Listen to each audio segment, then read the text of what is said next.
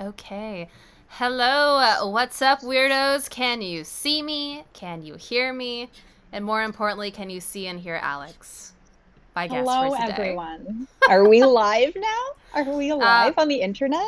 I think we should be. Let me open up the. Yeah. Oh, it's happening. Oh, it's Oh, definitely happening. oh, I'm not seeing it. That's a bummer. Oh well. Oh, it'll Oh, come up. oh, there we go. Oh, it's delayed, so that makes sense.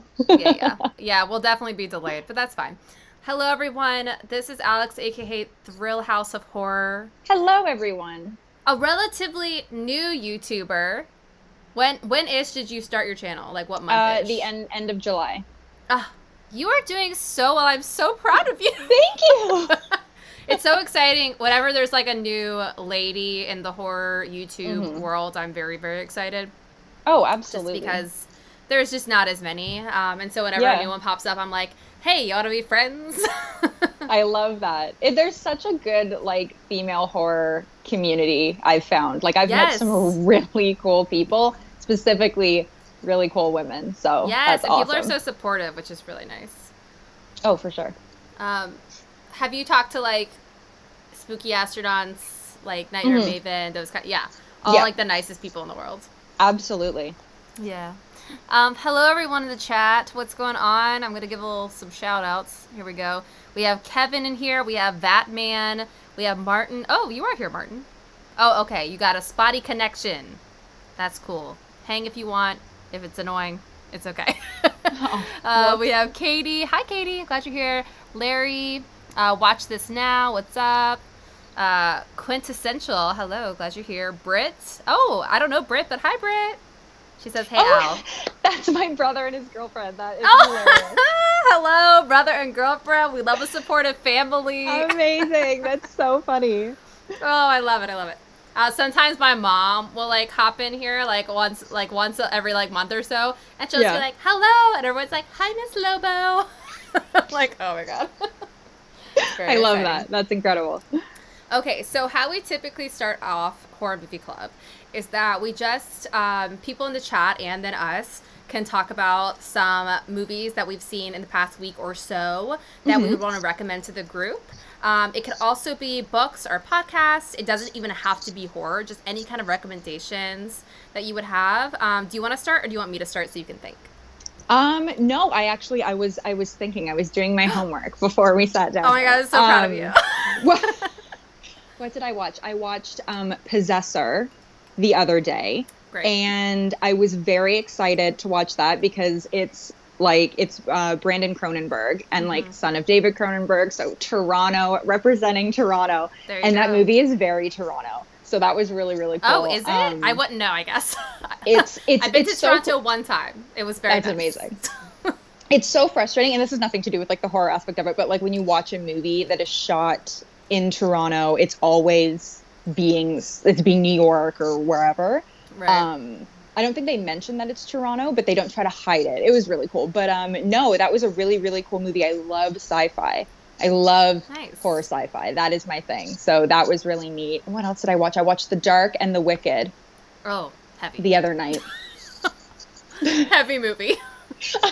I know, right? It was super uplifting. Yeah. Really makes you just think better about the world. Very positive. Yeah, absolutely. Yeah. I watched that one a while back and I was like, honestly, like, I also, it was like, I watched it like really in the mid pandemic and also hmm just like in like mid sad girl vibes. And I was like, I can't handle this right now. There's not Yeah, that one was a bad joke. call. There is not one like horror comedy moment that there's it's just like bleak. Yeah. Oh yeah, um like there's no even smirk in that no, movie. not at all. But it was But really good. Possessor is It cool. Yeah, yeah. They were both pretty bleak though. Yeah, it's true. The ending of Possessor was very bleak. Obviously, I will not spoil, but Yes, um no spoilers. yeah. What did I watch? Okay, I actually did sort of like a 2020 catch up situation because I was about to do my best of 2020 horror Mhm. video, which I finally filmed today, thank God. I was like, I have to Good leave it. job. I just have to do it and move on. Like, Right. whatever. So I filmed it today. But there was some movies that were on a lot of people's list that I just hadn't seen yet and felt hmm like I should just check out to make sure if they should be on my list or not. So I felt a little more well-rounded. Mm-hmm. And so I watched Hunter x Hunter, which is I haven't it's a seen new that. movie. I think it came out last Friday. Okay, very new. Very new, very surprising. It's basically about this family of trappers. Like, they live out in the middle of nowhere and they like trap Ooh, I and love that. sell rabbit skins and skins of animals, whatever. Yeah. And it's kind of, you know, dark and weird because they're in the middle of the woods and they're this like isolated family. But then something starts hunting in the forest. That's all I'll say. And it takes a turn. It takes a crazy turn. And it's really good. So that one, highly recommend. Awesome. And then what else did I watch? I watched La Llorona on Shudder. I've been meaning to watch that. I feel like that came out really so long ago. Like I think it did. I'm late. Yeah. No, I haven't seen it at all. So Yeah. But yeah, no, that one looks really, really good. Did that come out in theaters? I feel like that came out in theaters. Like, I feel like sure. Theaters here have been shut since the they've beginning. been shut here too. Maybe I'm thinking of a different movie. Okay. I feel like that came out a while ago and I just totally missed it. I've been bad for horror in 2020. Okay. Like, you would think that I would take the pandemic to sit and like catch up on all the stuff that I haven't seen. You started a YouTube channel. You've done huge things. Huge this year. Oh, I didn't even say this, but so Alex's channel is a mix of horror movie content that you love and also true crime content. I'm also a true crime lover. Of course. I love, what did I just watch? I had just watched Murder on Middle Beach on HBO, which I loved, which is like about a suburban mom that is just found dead in her front lawn. And it's so scary and weird. And there's so many possible suspects. I'm like, how many could there be for a suburban mom? Oh my God. But it's kind of wild. It's on HBO. And yeah, so I love My Favorite Murder, so I'm kind of like basic about my true crime content. But same. I love it. Yeah. But so I think I did put, I am almost 100% positive. In the description of this video, there should be the link to Alex's channel, so make sure you go and subscribe. Oh, yay. Okay. A couple people said they subscribed. Good job, everybody. Hey, thank you, guys. Very proud. Anyways, what did I watch? That was kind of it, I guess. I watched another one. Oh, I watched The Platform, which is the other 2020 film. Because I saw on your last live stream, you said that you didn't watch it, and I was like, oh my God, she has to watch it. So I'm so glad that you did. I am obsessed with that movie. I loved it. And I saw some people saying they didn't like the ending, but I thought the ending was, I was kind of like, oh, but then I was like, it's right. I was like, it was right. If I was, doing it, I probably would have made it a different ending. But I mean, how are you going to end that movie, right? Exactly. Like, it was. It's like you can't really know. Right. Yeah. That's how I'm not a filmmaker, and I'm always just like, well, if I was directing this film. Yeah, exactly. But that's okay too. But yeah, so I did some 2020 catch up, and do we have a murderino in the chat? Oh. Thank you. Watch this now. I appreciate that. Let's see. Oh, we also have a few more people here. I'm sorry, I missed you guys. Jay Donovan's here. Ben's here. Lobkey Vision is here. David's here. Thanks for hanging out, guys. Much appreciated. I love this. I've never done this before. This is so new to me. Yes. And I love this live. interaction. Live streams are the best because if I say anything incorrect or wrong or ridiculous, somebody will just tell me. Which is nice. It's nice. But yeah, okay, guys. So, as you know, this is the last Horror Movie Club of the year, which is crazy. And this is the end of our... It would be. Yes, and this is the end of our Guillermo del Toro month. And we've really kind of, I think, covered a lot of his filmography, which has been nice. We started with The Devil's Backbone. We watched Mimic. We watched Hellboy, Pan's Labyrinth, and now Crimson Peak. So love it. I feel like we got a pretty good view of his work. Oh, yeah. We missed a few, but we got a bunch. And yeah, so I'm really excited to talk about this one in particular because I won't say this is my favorite Del Toro, but it's my most,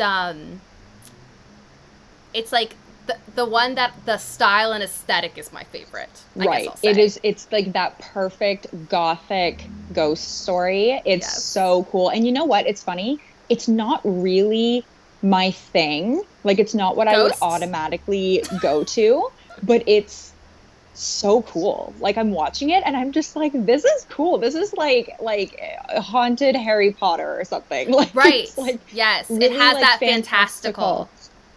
We both said fantastical. I love it. We're getting along very well. Can I ask what was the first Del Toro movie you ever saw? I've been asking everyone that just because I'm so curious. I think it would have been, I feel like it was Pan's Labyrinth. My boyfriend at the time showed it to me, and it really freaked me out. And that's not the type of movie that would normally freak me out, but like the guy with the hands, like I was really so like, good. I felt weird for like a couple of days. Yeah. Yeah. He has a knack for creating images and monsters that you don't have you don't have a relationship with because you haven't seen it in other movies. And so you don't, it's unsettling because you don't know what it is. Exactly.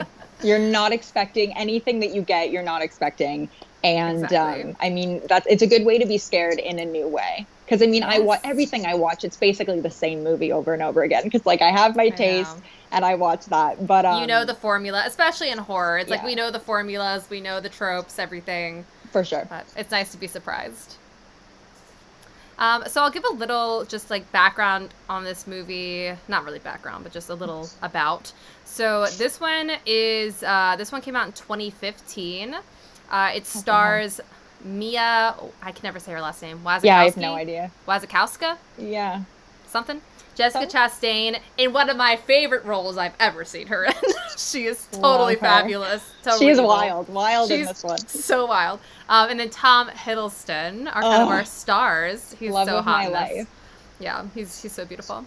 And a little about, it's basically about Mia's character is Edith Cushing, and she basically falls in love with a man named Thomas Sharp and goes to live with him at his giant falling apart mansion where he lives with his sister Lucille Sharp. And they have a very unconventional brother-sister relationship. They do. I'll say. They do. They do. And they have a family fortune that has pretty much turned into nothing. And they have to find a way to make money. So ultimately what they do is they sort of lure women in with Tom Hiddleston's good looks. And they marry, and they take the woman's fortune, and they kill the woman, basically. And that kind of happens over and over again. So there's a lot of death in this house. And there's also, I mean, the house itself, I don't know about for you, but the house itself is like my favorite character of the movie. Yes, if you will. It's a very like setting-driven movie, if that makes any sense. And I think so. Yeah, it was. But I couldn't help but laugh when he brings her home for the first time and they walk into the foyer and he's just like, yeah, you know, like it's a little bit falling apart. There is a massive hole in the ceiling. It's like snowing. I can't remember if it's snowing in that scene, but it's just snowing. I don't know if it is there, but it's literally snowing in their home and everyone's just like totally okay with it. I'm like... And then Jessica Chastain's just like coming down the staircase. Yeah, in the most like evil... Oh my God. Truly her wildest role. Truly her wildest role. Definitely. The entire time. And one of my favorite things is she learned all the songs on piano, so she's playing all that live. Did she really? Isn't that beautiful? Good for her. She's just like, she's so intense. I love how intense she is. Yeah, that is the perfect word for her in that movie. You forget that it's her, honestly. Yes, and I think it's because they have with the dark hair. Absolutely. Mm-hmm. Absolutely. Okay, so this is an interesting Del Toro because I feel like it does encapsulate some of the themes that we've talked about a lot this month. So some of the themes that have come up a lot with his movies are, well, first of all, children and old people. Those tend to be the center of his films. Not in this one, which is not in this one. We also don't have as much of a lot of the movies have kind of a supernatural story that is in front of this landscape of a political or like war torn or something else is going on in the world, and then you kind of have this supernatural story within it. This doesn't feel like that as much. No. And then what's the last one we talked about a lot?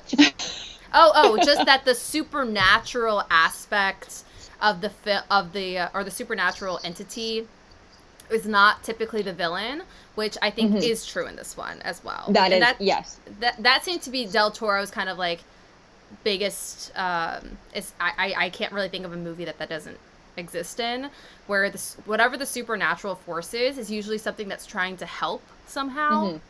And the evil is in man, is in the human. That's the evil person. Yeah, absolutely. Yeah.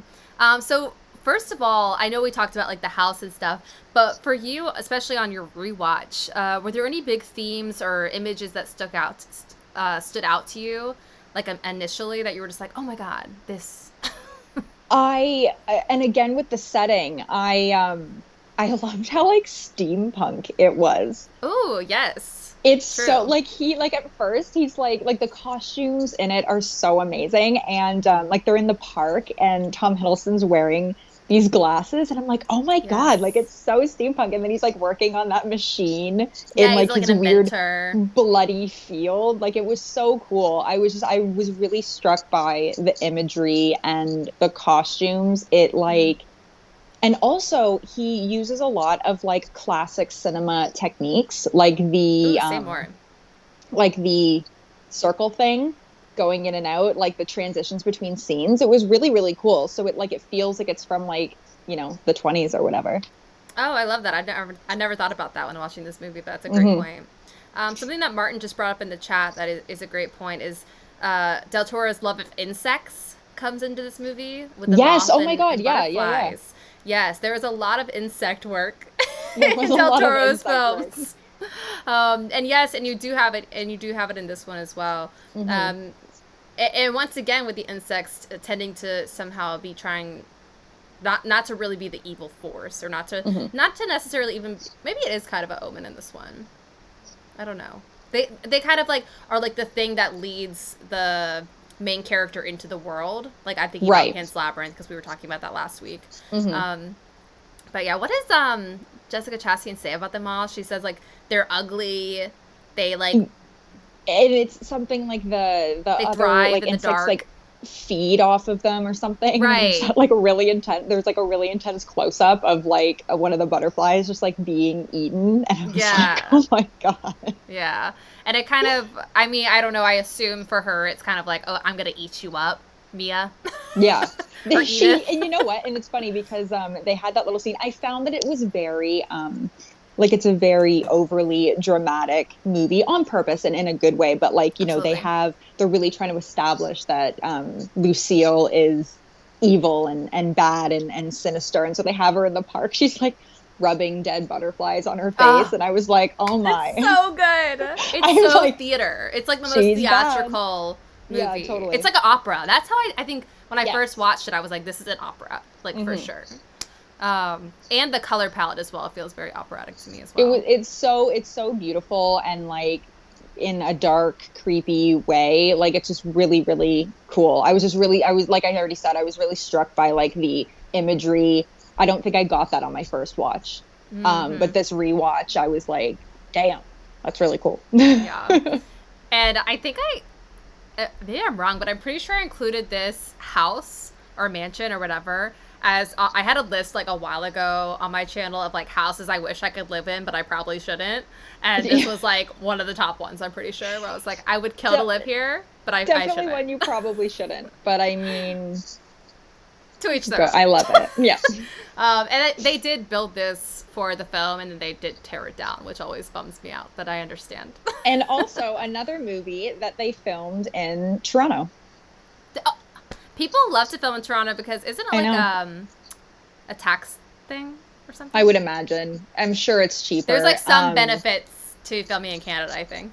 Yeah, that makes sense. But it was cool because her house, Edith's house, like that she lives in with her dad at the beginning, was I went to U of T, University of Toronto, and that's on the campus. Like I was watching it and I'm like, oh my god, like I know that house. Like I would walk past that house. So it was really cool. Oh, that's very cool. That's awesome. Let's see. Watch This Now just said, I think of this movie as a beautiful Gothic romance. Oh, and absolutely. That's so true. It does have horror elements to this movie, but it is much more of like, I would even call it like a tragedy. It's just like a tragic drama or something. That's so good. Okay, so let's see.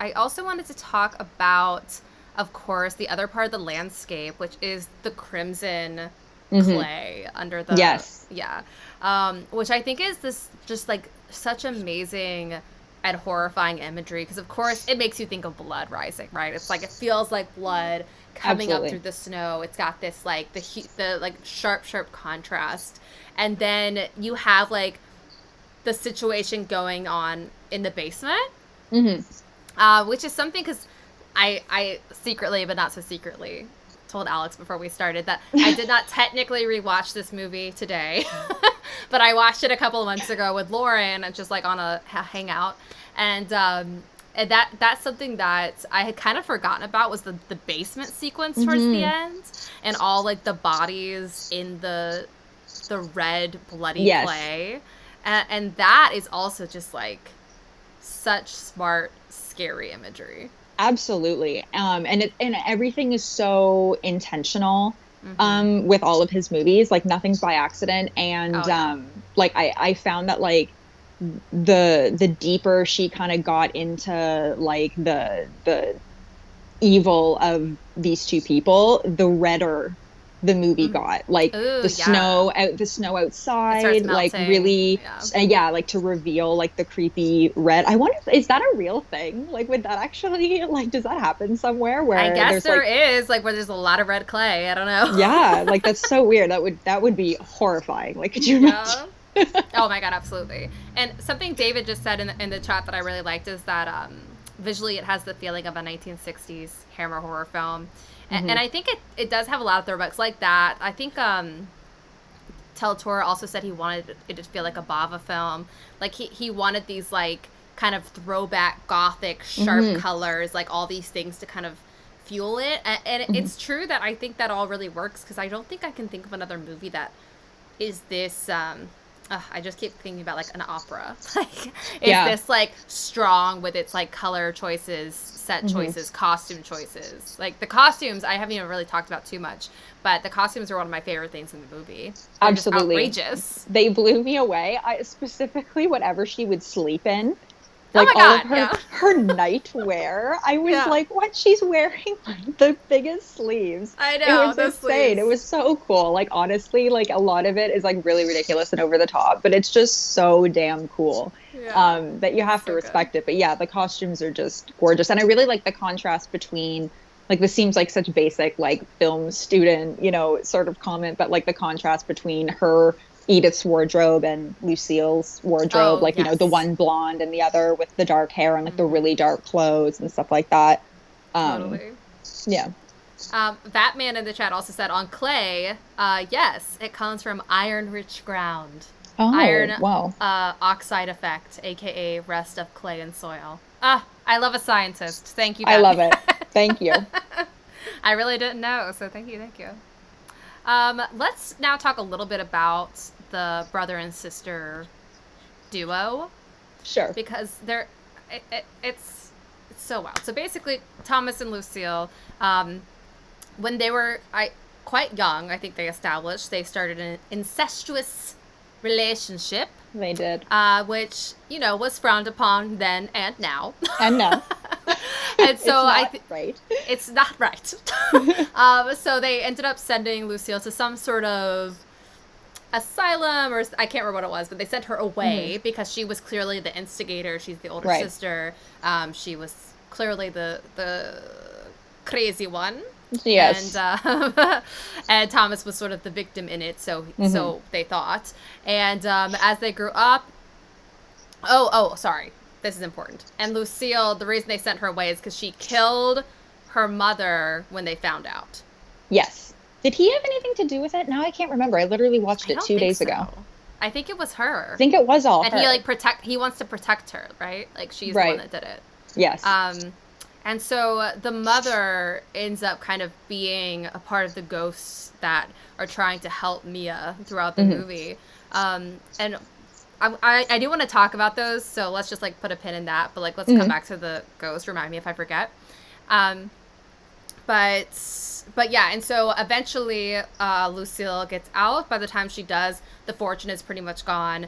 Her and Thomas move back into the house. They swear that they will never love anyone else besides each other. Then they start plotting to make money off of women's dowries, basically. And they live kind of out in the middle of nowhere, so they can kind of lure women to come live here, and no one really knows what happened to them, basically, is the idea, I think. And then Mia comes into the picture. Sorry, not Mia. Edith. I keep calling them by their actor names. I'm just like, Jessica Chastain comes down the staircase. But then when Mia comes into the picture, of course, things change. She is not only very strong, intelligent woman, but also it seems as though Thomas starts to develop feelings for her in a real way, which Lucille finds incredibly threatening, of course. And she does not like that, which is also very funny to watch, because she's just like, that's when she makes all the moth speeches and starts having temper tantrums and all starts threatening her with the butterflies. But it's funny because like earlier in the movie, and I remember this because going into my rewatch the other night, I was like, I'm pretty sure I remember something going on between the two of them, but I'm going to pretend that I'm not sure, and I'm going to like go in and like watch it fresh. But then earlier in the movie, I'm like, there was a very weird sexual tension between. There's a tension here. It's like so something's horrible. going on, and then like how she's really into like she has Edith in like the attic or something, and she's showing her a book, and she like manipulates the pages, and there's like a really like explicitly sexual picture on it, and then she's like, "Do you bang my brother?" Like basically, and I'm just like, I totally forgot about that, but yeah, because she feels outside of the relationship, which is not typical for her. It's usually her and Thomas, and then the woman that they have lured here. And she makes a comment specifically later that he never had sex with any of the wives. Like they like made sure of that. Like Lucille made sure of that. She made sure of that. No sex with the wife, just sex with Lucille. Yeah. Oh, and isn't it like they have to go to town or something, and they have to spend the night? And Lucille's like, what happened? Loses her mind. Oh my god. Sorry, it's like all coming back to me. Yeah, it's so funny. Yeah, they go to like the post office. Yes. And then there's like a snowstorm, and they're like, oh, we should stay here, which is insane.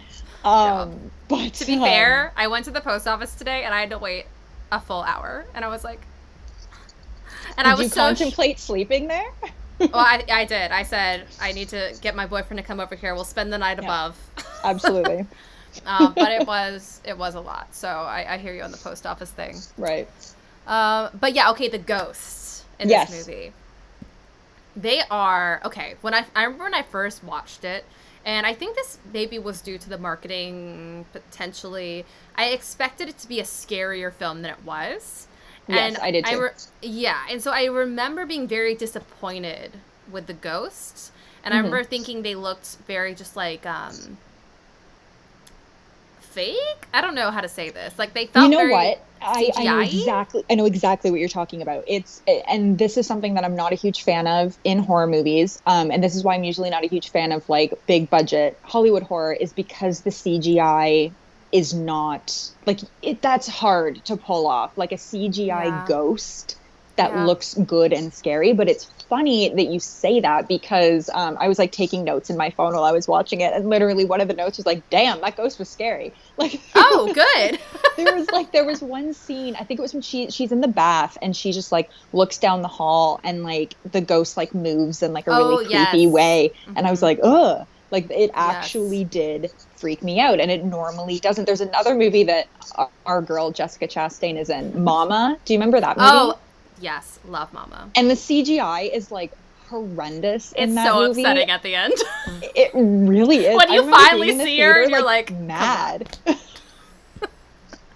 there's so much build-up in that particular film to seeing it, and then they show it, and you're just like, damn. I'm like, what is going on here? Yeah, that was a travesty. But I find that that sort of stuff doesn't normally scare me. But the ghosts in this movie, so it is funny that you say that. I found them actually well done. So that was a plus. I'm happy to hear that, and I think that is so Doug Jones, classic. Yes. Oh my God. In all of Del Toro's films, pretty much. In all of, I feel like every horror movie. I feel know. like He's like the he's guy. like the ghost or the monster or whatever. He's great. It's funny because for last week I watched like a behind the scenes mini doc on Pan's Labyrinth, and there's a lot of Doug Jones being interviewed, probably because almost everyone else is speaking Spanish, and he's the only one on set that spoke English. So there's a lot of him being interviewed for it, and he's like, yeah, somehow in Hollywood, like I get the calls for all of these roles, but for any roles where there's like I'm a person and I'm talking, I have to really work to get those auditions. And I was like, I'm sure that is like he is truly in a typecast now of monster actor. He's carved out his niche, and that's his thing. Good. He's so good. And I haven't like researched behind the scenes on Crimson Peak, but I have seen images of him in the mother's costume, right? For the ghost and things like that. And what's confusing to me is that it is very practical and it looks really cool when I see pictures of him in the costume. But then when I watch it on film, for some reason, like it feels like there wasn't a costume in a way. It feels like there wasn't a practical aspect to it. So I don't know if that's there was like too much in post and they could have stripped it down. Like I don't know what it was. But for me, and I know you said that it scared you, and I think the movement of the ghost is quite creepy, and that's definitely, that's Doug Jones for sure. But yeah, for me, there's just something about the look of them that I'm just like, oh, it's like a little, it's almost a little too goth. Yeah, that's in so a way. Funny. You know what? I fully agree. And I mean, I wouldn't go as far as to say, like, I mean, I know I was like, oh, they were scary. Like, they didn't, like, scare me, but they were scary. Like, does that make sense? Yes, no, I know. Like, I wasn't like, oh my God. But they did look very scary. And I think it is a lot of, like, the movement. Yeah. So it's Doug Jones all the way. It's just Doug Jones. Okay, so something I do like to do, and we can all honestly talk about anything during this, by the way. Awesome. But I do also like to usually pull up the good old IMDb trivia page to see if there's any. That is my favorite thing. When Right? I'm watching anything, I have my phone out on the trivia page. I'm obsessed. Like, tell me the secrets. Yeah. So one thing that I do love is that Benedict Cumberbatch was originally cast as Thomas Sharp. Did you know that? Way! Oh my God! I thought you were gonna say he was originally cast like in like the ghosts as role. Yeah. Because he did The Hobbit, and like he was the dragon. So I mean, like he's not. It's not crazy. It's not out of the realm of reality. He could do it. He could have done it. Yeah. He could do anything. He could be anything. Yeah. But I thought that was very funny, and I could see it for sure. But I think Tom Hiddleston just has like the like dark, spooky sex appeal that this role really like needed. And he also he is really hot. Like I'm obsessed with him. But he's there's something creepy about him.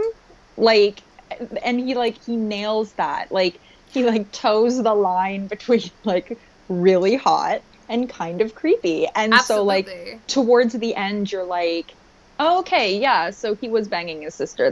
I get whole it. time. Like the whole time. That adds up. Yeah. Whereas Benedict Cumberbatch, like he has like even though like he does kind of play like snarky, whatever characters, there's something about his eyes, like he has a sweetness to him that cannot be denied, that I feel like we didn't really want in this movie. So I'm actually glad. I don't remember why he had to back out. But I think the recast was actually a great idea. Oh yeah, I think they look like they could be siblings too. Tom Hiddleston and Jessica Chastain. Absolutely. That's such a good point. They really do look related. They do. It really drives it home. Yeah. Let's see what else is on here. Oh wait, where are you? Here you are. Ba-ba-ba. Oh, sorry. The last part of that story is that Tom Hiddleston apparently called Benedict Cumberbatch on the phone and was like, "Is this okay? Can I take this? Is this okay? Because this was supposed to be your role." Benedict was like, "Yeah, that's great." What a sweetie. Which I thought was what so a sweetie pie. Yeah. Let me see. Some of the apparent influences that Del Toro had for this movie are The Innocents, which I feel like I can really see. Have you seen that movie? It's an old movie. It's from No, like 1960. it's funny that you say that because I'm pretty sure that's an adaptation of Turn of the Screw. Yes, it is. Wait, Well okay, done. then yes. Because I in my horror talk 2020 horror video that I released today, Check it check it out. I talk about Bly Manor, which is Oh, the Turn yeah. of the Screw, but also the Turning. So which is also the Turn of the Screw, which is weird that they came out the same year. I know. Always happens. But yeah, point being, the Innocence is really good. Yes, there is a sequence in that movie where the lead woman is in a nightgown coming down the stairs with a big old candelabra, I and love that that. is like I clearly can see it was like a direct rip in this movie. Oh, yeah. But I think it works really well. He also has The Haunting as an influence. Mhm. The original, or not, I don't know if it's actually the original, but the 1963 Right. version. Mhm. And then The Exorcist, The Omen, and The Shining, which I'm kind of like, I don't really see that, but okay. I don't see that either. I mean, But sure. You feel like you could say that about any horror movie. Yeah, I I know. watched The Shining The and I liked it. Exorcist, The Shining, the classics. I'm actually good. reading The Shining right now for the first I time. noticed, and I have that exact version of it. Are there? Yeah, I saw it. It's so good. I actually I think last year maybe I tried just to read it and I was like, I don't know. And then like a couple months ago I tried again and now I'm like so into it. It's so It's good. so scary. It's so scary. The book is so much scarier than the movie, and the movie's pretty scary. Like, it's Yes. one of my absolute top horror movies and horror books. I'm obsessed. But yeah, like, the book is really scary. You know what else I was reading? Stephen King was his collection of short stories that had 1408 in it. Oh, And Everything's Eventual, I think is what it's called. And it's also excellent, also very Nice. scary. So you should check that one out I've too. never read any of his short stories other than I did read In the Tall Grass, which is him and his son, I think. So it's not even like just him. But I've never read any of his other short stories. But I'll check it out. Yeah, The Shining is great. The characters are so much more developed. Oh my god. Oh, All of absolutely. them. Even Danny. It's like all of them are just so much more developed. Yeah, it's, you know what, and it's funny because there's a lot of, controversy obviously around the Kubrick version, but like it's basically not based on that book. Like, it couldn't be like it's, it shares a title and it takes place in a hotel. Like, honestly, it's so different. I would Jack love Nicholson for comes on someone screen. to do an adaptation, like a new one.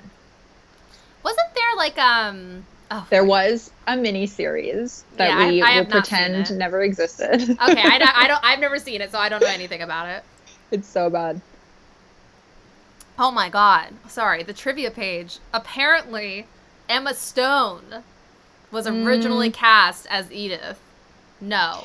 Oh, wait, no, you know what? It's funny because initially I was thinking that character was British and that would have been horrible, but no, she was American. So maybe. I mean, I did like, what was that movie that came out that's like her in like the 19th century, like, what was that freaking movie? Oh, The Favorite? The Favorite. And I will say I liked her in it. I liked it. Oh, yeah? I thought it was stupid. I thought it was kind of funny. I don't love her with an accent. Like, I do, I like Emma Stone. Like, she's fine. She's but fine. yeah, she's okay. But yeah, no, it would have been not great if that character in Crimson Peak had an accent. But no, she didn't. So I guess that would have been all right. It would have been okay. There's something about Mia that she's so spooky looking. She's so weird. Like, she's great, but she's so weird.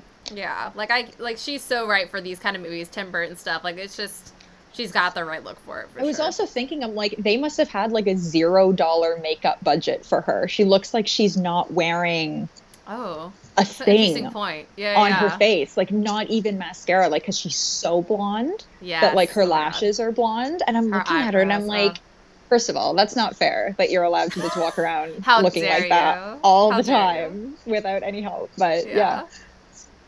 Oh, something else that's on here that I meant to talk about when we were talking about the costumes is the only other movie that I can think of that has costumes this fantastic are the Bram Stoker's Dracula from the 90s. Oh, totally, yeah. With Winona Ryder and others. And the others. And the rest of them. But it says here that, this is from an interview Jessica Chastain had, that when she was a teenager, her looks were reminiscent of the attire worn by her character Lucille in the movie. And it was bringing back her Gothic aesthetic that she had as a teenager. My friend and I used Bram Stoker's Dracula from 1992 as our fashion reference. Oh my God. We wore black lipstick and her friend wore black lipstick. She wore the black red lip color. And I just think if Jessica Chastain was a goth in her youth, that there's just nothing that makes me happier than to know that. And it's so funny because her hair is like the natural, like really nice color red hair. Yeah. Back in like my scene days, my Hot Topic, my love 2005 was the year. I mean, I looked great. I don't know about you, but I looked great. I looked amazing. But I always found it always drove me crazy because these girls with like natural, really like white, blonde, like pretty hair or red hair would always dye it black. And I'm like, what are you doing? Don't do that. I was always so upset because I have really dark hair and I always wanted to have like scene kid bright pink, like front bang pink hair. And my mom was like, no. And I was like, it was such a I remember going to Zellers. That's Canadian, Zellers? I think. I don't know. I don't know if that's like it's like a really crappy Walmart. But they a crappy Walmart? Wow. Yeah, must be bad. Even worse. But there was do you remember L'Oreal chunking? That like hair streaking thing? Oh, yes. Oh my God. I would get that in the blonde, which on my dark hair would obviously look horrible. Orange. And then would put like, oh my God, brutal. The good old days. Actually, it's funny because I, while watching Crimson Peak, was thinking this would have been my favorite movie back then. Oh, yeah. Oh, my God. I would have been obsessed with this. Absolutely. Would have been so cool. Yeah. I mean, I remember being obsessed with Bram Stoker's Dracula, so. I was never goth, I'll say, but I was a strong attempt towards scene while listening to a lot of emo music and pop punk. Oh, yeah. That was, If I had full freedom in my aesthetic, I probably would have gone further. I always look at those, like, Instagram accounts that are of popular MySpace kids from back then, and they had the most insane hair, and where they are now. Oh my God, that's a whole other thing. But I would have, like, killed for that hair back then. Like, I have very, like, fine the tiger hair. Stripe. Oh, tiger stripe. Yeah, oh exactly. God. Oh my God. So good. This has gone down a rabbit hole. I know. But I love it. One other thing, maybe last thing I'll say for the trivia page is that so the character that comes in at the end to like rescue. Oh yeah. Yes. I think it's Charlie Hudman. Yeah, it is. Is that the character? The actor? So apparently to sell him on the movie, Del Toro said, "You're playing the damsel in distress." And he said, "I'm in." Which I think is such a funny way to look at that character. Because he fully is the damsel in distress. He's so lame, and it's just so adorable. And it's because I remember watching the movie the first time, and I was really being like, if he saves her right now, I'm going to be pissed. Because she does not need saving. She can figure this out herself. I was thinking the same thing, but I was also still weirdly rooting for Tom Hiddleston at that point. I know. Come on, man. Come around. Stop having sex with your sister. So I didn't want her to be saved because I wanted them to get together, but that's not what happened. So yeah. Also, sorry, I want to give a couple shout outs in the chat. We also have Carnage Candy here. Hello. Make sure you go subscribe to her channel as well. Lots of good videos. We also have Stacy here. If I missed anyone else, I'm really sorry. I can only scroll so much. But yeah. Oh, okay. Wait. Last thing I have to say about scene emo stuff. I swear I'll move on. Once again, I can't remember if we were talking about this before or after we went live, but TikTok. I've come to TikTok during the pandemic, and my algorithm is very much a lot of adult emos, like doing throwbacks to like their younger selves. Yeah. And also just a lot of teenagers now that are Mhm. like e-girls, I guess is the new term. Yes. Oh my The God. I feel young like I'm kid, 100, but I yes. know, right? The e-girls, the e-boys. And I get so much of that content too, and I'm always just like, hell yes, you go. That's So proud of amazing. you. They also have such better products now. Like they look amazing. I looked like a trash can. It's Like not fair. it's It is really not not fair. fair. I was back then wearing like my Dream Matte Mousse makeup and Oh my god. Oh and my like god. It's head horrible. to toe Hot Topic, and now like they have like like the like thrifting and Etsy and like Oh my god. Of cool course. shit, and oh, it's not fair. I'm like, you know who taught like, and also they can look at all these other people to learn how to do these looks. Yeah, You we know had who no did idea my what we were doing. You know who taught me how to do eyeliner? Who? My Oh my older God. brother. That's amazing. He like That's before school I amazing. was like, can you put the eyeliner on like your friends have, because he was like in a band and he had like cool friends, and he was like I love that. okay, and just like drew it all over my face, and I was like perfect. Perfect. Like, ridiculous. That is incredible. Okay, sorry, back to Crimson Peak. Yes. Are there any other big things we want to talk about? And people in the chat, feel free to tell us as well. I feel like we've covered a lot, but is there anything that we really missed that you wanted us to mention? Please put it in here, and I'll also scroll up in the chat to see if you already did, and I missed it. Let me see. Oh, we have some love for Mia. I'm glad about that. She's great. Oh, okay. Oh yeah, Mick Garris did the other Shining, the Shining miniseries, Oh, I guess. But once again, never seen it, so I don't know. yeah, I don't it's oh my God, it was so bad. Like honestly. I believe it. Yeah. I believe It it. was the 90s, so. No. Please didn't know. Oh, someone else. Okay, Batman made a comment that has nothing to do with what I'm about to say about it. But Batman said, "I'd love to see Cumberbatch reading Edgar Allan Poe." And I'm like, this movie also is like very Edgar Allan Poe. It is. Oh my God, it really is. I That's love another it. good like reference for it. And also, hello, late horror show. Glad you could make it. What's going on? How are you? But yeah, okay. So for our last thing, we usually say kind of like either our favorite kill or favorite moment, favorite like thing about the movie, whatever it is.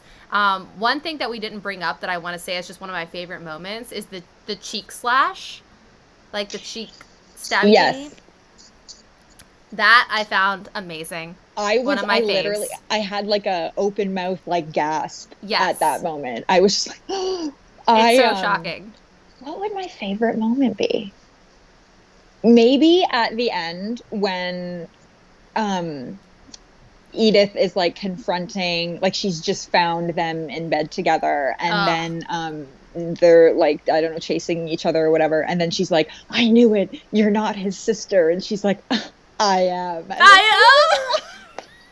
I was like, oh my God, she's owning it. Like she gave you an out. You could have been like, oh no, I'm not. Yeah, I'm just like a second cousin. But no. But she was like, yeah, damn right I am. And then That is good. pushed her off the balcony. And I was like, wow. It's so good. Yeah. And that's what we talked a little at the beginning about how this is just like a tragedy. And it does kind of have that like almost like Greek tragedy thing to it where things just get worse and worse and worse. It does. And like things you don't expect to happen will happen, and it's just amazing. I do want to say thank you also, Low Key Vision Films, thank you for your club dues. And let's see, you said, I've been meaning to tell you that I saw your music video for Prom Queen and it was awesome. Highly recommend. Thank you so much. Alex, I'm in a band and we have a video from like a year ago. It's from last October. I need to see this. That's incredible. Yeah, it's basically about, well, the song's called Prom Queen, but I basically take a bunch of different dates to prom and murder them all. Oh my God. And that is the video. It's very fun. How have we not been talking about that for 45 minutes? It's very exciting. That's the content I want. Yeah, it's very fun. I hope one day we can do more when there's not a pandemic. Right? But yeah. Imagine. And also, by the way, I found out Alex is a DJ. I am. Like, that's so cool. So much. This is like the best part about having guest on live streams, and like, oh, now I know this cool person that's a DJ in Toronto. Yeah, exactly. If you're ever So in Toronto and you casual. want guest list, you let me know. Hell yeah, hell yeah. That's funny. Okay, so I guess let's start finishing it up here. So Mhm. once again, in the chat, if you want to give your favorite moments, feel free. Um, but we have to talk about a little bit about next month, if you don't mind, Alex. Ooh. Yes, of course. Okay, there was a few options for what our theme could be next month, and a couple of ideas that I've had from people that I think I'm actually going to turn into like a video series. Somebody, I believe it was SM in my Discord. Oh, no, no, no. It might have been Casey or Shauna. Now I can't remember who said it. Somebody said it. Someone said it. To do like remakes, like talk about horror remakes. And then I think I'm actually, because I've already done one video that's like, I did Let the Right One In, original versus remake. And I think I'm going to actually just take a lot of those and make individual videos about them. Because I think that would be really fun. So I'm stealing that idea and doing a series on it instead. So sorry. Awesome. But then Ben had the idea of doing like wintry, ice cold horror films, which I thought would be really nice because I can't remember what we did last year, but that feels like something we could have done this December, but I wanted to do a more like theatrical Del Toro month. But I think it'd be fun to just, I mean, let's start 2021 off with more sad, but let's just do like some brutal, cold, dark horror films. You know what? That sort of stuff, watching that sort of stuff, it's almost uplifting because you're like, at least that's not me.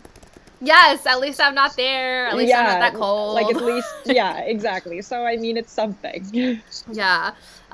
So I think what we're gonna do is what I'm gonna call ice cold kills is I next love month. it. Thank you. Love it. That's gonna be our January theme, and I think we're gonna be starting off with. Let me make sure this is the right movie before I say it out loud. Yes, Frozen. Which is the ski lift one? Yes.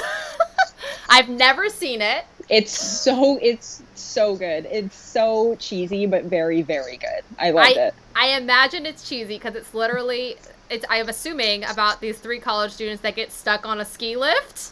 Oh yeah. Which is the most ridiculous concept for a horror film, but I feel really excited about it. So that's what we're going to be watching next week.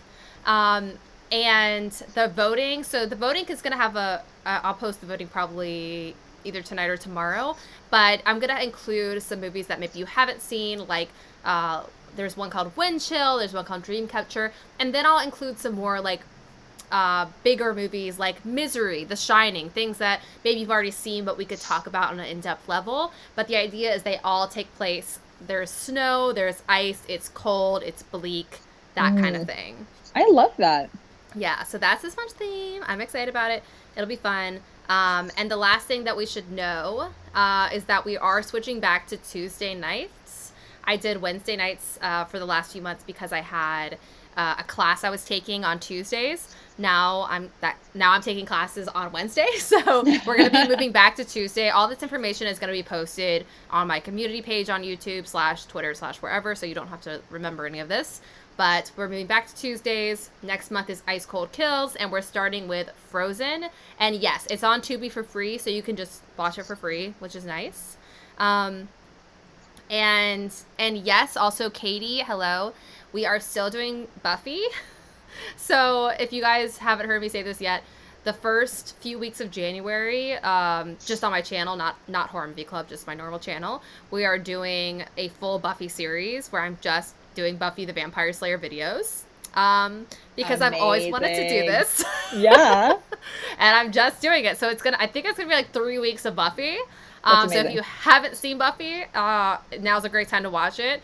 If you don't like Buffy, Alice's channel, you can watch her for a few weeks and then come back. Because that's what I'm going to be doing. That's amazing. But yes. Okay. I think that's all the info.